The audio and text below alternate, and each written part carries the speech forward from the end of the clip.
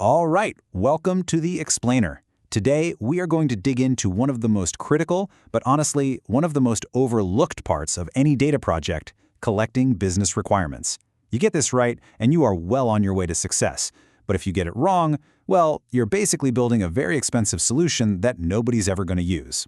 So we have to start with this question, right? Because it's something that haunts so many companies. They pour massive amounts of time, money, and resources into building these really sophisticated data warehouses, only to find out nobody's using them, or they just don't solve the right problems. The reason for all this failure is actually surprisingly simple. And this image just drives it home perfectly.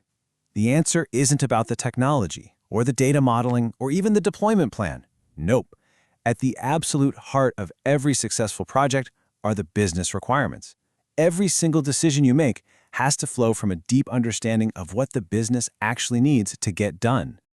So, before we even start talking about specific tools or techniques, we've got to get our heads straight. We need to lock in the foundational mindset for this whole process. This right here, this is the first and most important mental shift you have to make. You are not building a technical marvel just for the sake of technology. You are building a business tool, a tool designed to solve real business problems and help people make better business decisions. The technology? That's just how you get there. Okay, so now that we're all on the same page about the why, let's get into the how. Because success here doesn't just happen when you walk into an interview room. Oh no, it starts way before that, with really meticulous preparation. First things first, assemble your team. And trust me, this is not a one-person job. You need two very different roles. You need the lead interviewer. This is the person who guides the conversation, who has a genuine curiosity about the business. And then you have the scribe. The scribe is your safety net, capturing every single detail so the lead can stay 100% focused on the human being they're talking to. You know, it's funny. You might think a recorder is a great backup, a perfect way to catch everything, right? Well, this is a classic myth that needs busting. A recorder can actually do more harm than good. It can make people really uncomfortable and clam up.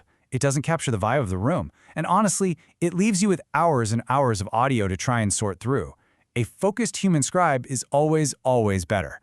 So before you even think about scheduling that first meeting, you've got some homework to do. Seriously. Dive into the company's annual report. Understand the big picture strategy. And you absolutely have to learn from past data projects. What went wrong? Where were the pitfalls? And then be really smart about who you talk to. You need a good mix of executives, managers, and the folks on the front lines who really know the data.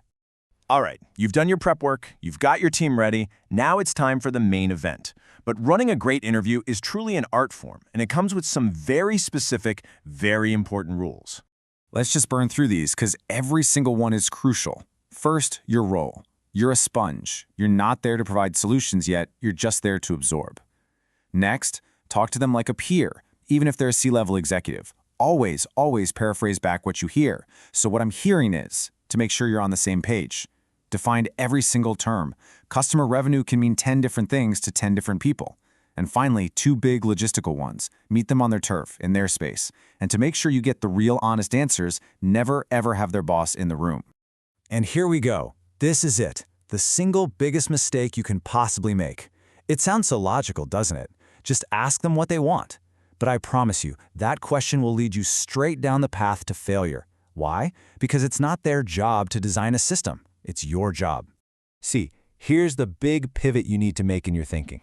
You have to shift your entire line of questioning away from features and toward function.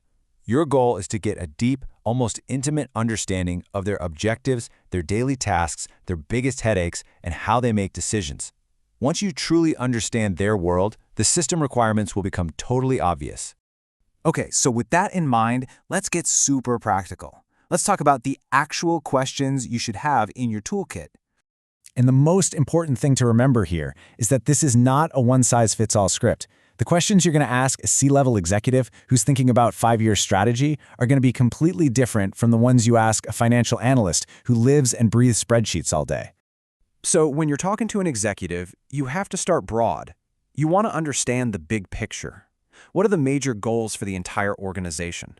What are the huge strategic initiatives they're trying to pull off? This is how you ground your project in the highest priorities of the company. This question is gold. It's how you get straight to the KPIs, the core metrics that really truly matter to them. Their answer tells you exactly what your data warehouse must be able to track and report on with 100% accuracy. You're basically translating their definition of success into data points. And this one, it's a classic for a reason. It cuts right through all the corporate jargon to get to the heart of the matter. It uncovers their biggest pain points, their deepest worries. And a lot of the time, the solution to what's keeping them up at night is the single most valuable thing your project can deliver.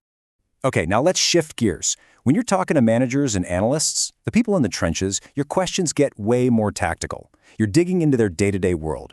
You want to know about their department's goals, how they slice and dice their business, by customer, by product, by region. What reports are they using right now? What data do they get? You're trying to map out their entire analytical process, warts and all, so you can find those golden opportunities for improvement. So we've walked through the mindset, the preparation, the interview techniques, and even the exact questions to ask. Let's bring this all home now with the core philosophy that should really guide you through this whole process. Look, if you remember just one single thing from this entire explainer, please let it be this. You are not a pollster with a checklist. You are an explorer. You're a business anthropologist, and you're charting the world of your users. Your genuine curiosity is by far your most powerful tool. Because that's what this all boils down to, right? Successfully collecting requirements doesn't mean you have a long list of features. It means you have a deep, empathetic understanding of your users' jobs, their decisions, and their challenges. And that understanding, that is the blueprint for a solution that's actually going to make a real difference. And that really is the ultimate question to leave you with. Because when you do this process right, you stop being just a technologist, you become a storyteller, someone who empowers the entire organization to understand its own narrative in a clearer, more powerful way than ever before.